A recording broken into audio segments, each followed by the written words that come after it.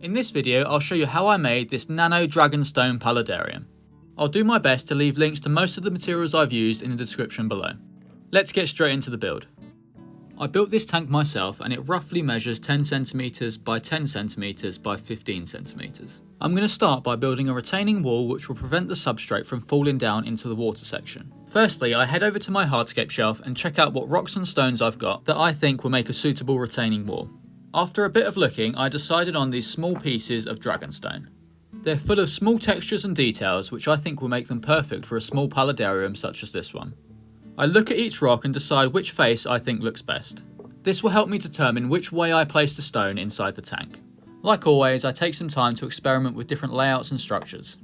It's really important to take your time at this stage and really try and find something that you think looks good. I settled on this piece to be the main structure of the wall. I will, however, need to fill in this left side with some smaller pieces. This piece fit in here perfectly. It's important to try and keep the gaps as small as possible as the substrate will try and creep through. I'm now going to use some superglue and tissue to lock these two pieces together. This is an easy way to attach pieces of hardscape together that is completely plant safe and holds a strong bond. I simply wedge some tissue in between the two rocks and then soak it in superglue. As you can see, it holds the pieces really well. Left as it is, this retaining wall would slide all over the paludarium. To stop this from happening, I'm attaching it to the bottom piece of glass. I did this with more superglue and tissue. As you can see, it's now held in place really well. If you do happen to get some superglue on the glass, don't worry as it's very easy to get off. I simply just took a sharp blade and then carefully scraped it off. Make sure you wait until it's completely dry before doing this. With the retaining wall in place, it's time to move on with the build. I'm now going to place in a layer of stones behind the retaining wall to build up some height. For this, I'm going to be using Leeka. You can use pretty much any small rocks or stones that you have available.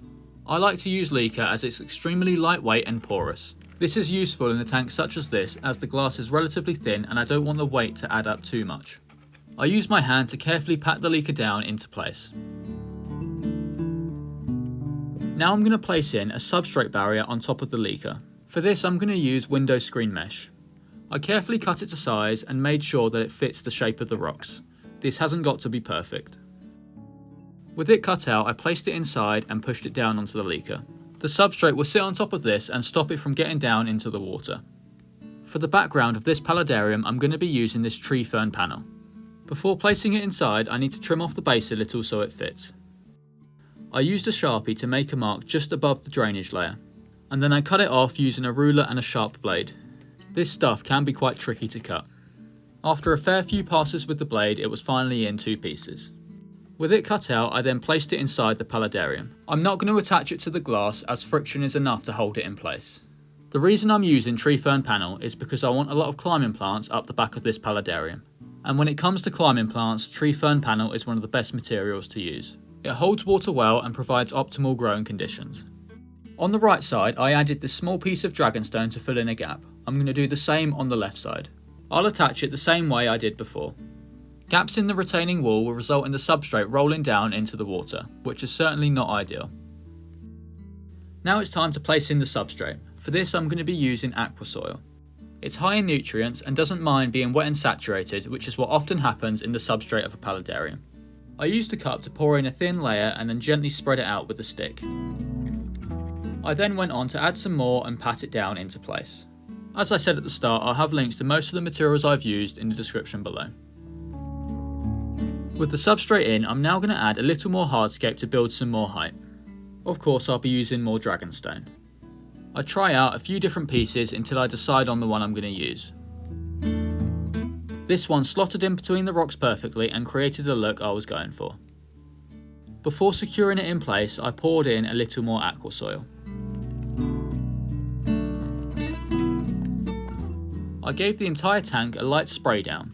This helps keep the Aqua soil in place and stops it from rolling forwards. I then placed the Dragonstone back in place and secured it with more tissue and superglue. I probably didn't need to glue this rock in place, but doing so will make maintenance much easier in the future as I haven't got to worry about knocking it over. As it is, I felt the hardscape was lacking a bit of interest. Spiderwood would solve this problem easily. I selected some pieces that would naturally intertwine with the rocks. I didn't go too overboard and ended up just using these three pieces. Obviously I went on to once again attach them with superglue. With the Spiderwood securely in place, here's how the final hardscape's looking. It's a simple layout that I think will look great once some plants are inside. Let's start off with some of the climbing plants. These will mainly be planted towards the back and help fill out and climb up the background. Before planting, I gave everything a light spray down. I'll be planting some Marcgravia species and some Ficus quercifolia. I think their leaves and growth patterns will be well suited inside this tank. I'm going to start by planting some Ficus here in the front. I'm hoping this will climb up and over the Dragonstone. I then planted another stem in the right back corner. It will quickly root and attach onto the tree fern panel. I then planted this Marcgravia cutting just behind the Dragonstone. These Marcgravia cuttings were growing right at the top of another tank directly underneath the light. This resulted in some pale growth. It should fix itself in no time. I then planted this patch of Bucephalandra that is attached to a rock. This is an epiphyte and should not be planted into the substrate. I then wedged in this piece of Anubias on the left of the tank. I really like the pop of green it brings into the foreground. I also placed another small piece right at the top. I had some leftover Hydrocotyle from a previous project and thought it would look good inside this tank as well. I used some tweezers to plant them around the scape.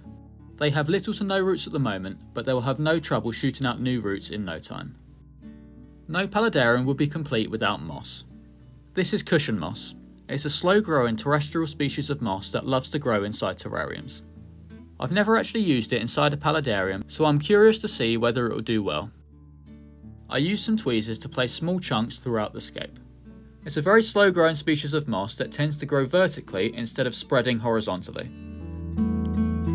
Next I went on to plant a moss I know will do well inside this tank. This is Christmas moss. It's an aquatic species that loves to grow out of water so long as the humidity is kept high. I placed it in various locations around the tank. With time it will creep and grow and start to fill out more space. I couldn't help but add a few cuttings of Hydrocotyle inside here as well. This is by far the fastest growing plant inside this tank, so I'm going to have to keep on top of it. It will climb up the background and help create a nice contrast of leaves to the other climbing plants. With the planting done, it's now time to focus on the water section. I start by pouring in a thin layer of sand. I think the colour and texture of this sand matches well with the Dragonstone. I use a small stick to spread it out evenly along the bottom of the tank.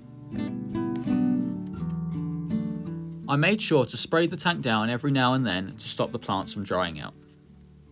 I then took some small crushed up pieces of Dragonstone and placed them in the foreground. These will help create a more natural transition from the sand into the Dragonstone. As you can see, it looks a lot better.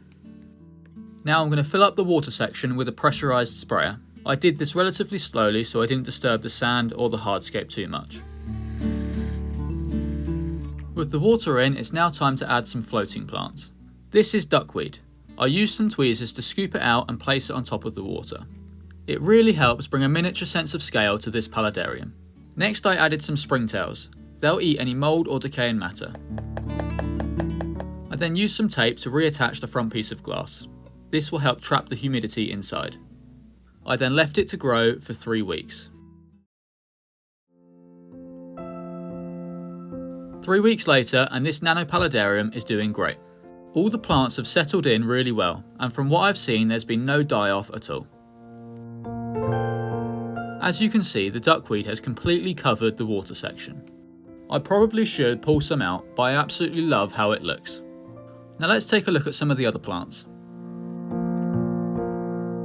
The Hydrocotyle has sent out roots all the way through the substrate and into the drainage layer, and the climbing plants are also starting to spread and cover the background. Although it's difficult to see, the Marcgravia has sent out new leaves and rooted onto the tree fern panel. As expected, the Hydrocotyle has grown extremely fast and has even found its way up to the top corner. Overall, I'm extremely happy with how this Paludarium looks, and I think it will look even better once the climbing plants cover the background and the moss spreads a little more. Thanks for making it to the end of this video. Check out this one for another Paludarium build.